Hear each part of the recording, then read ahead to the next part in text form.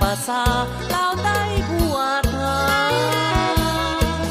สีพันดอก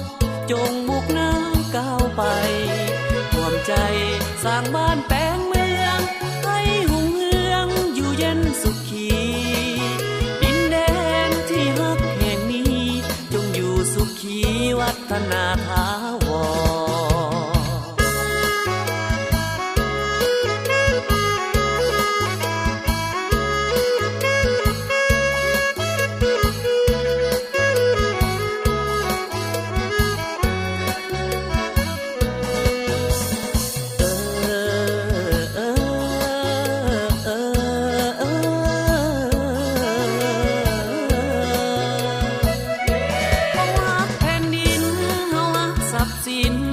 รเกิดเมืองนอนพักเสียงขับลำสีพันดอ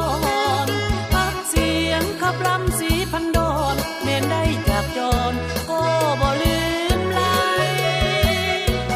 สีพันดอนภูมิฐานบ้านแม่เฮานาคนพระเพ็งนั้นงามสง่าหวนใจป่าซาลาวใต้ผัวทา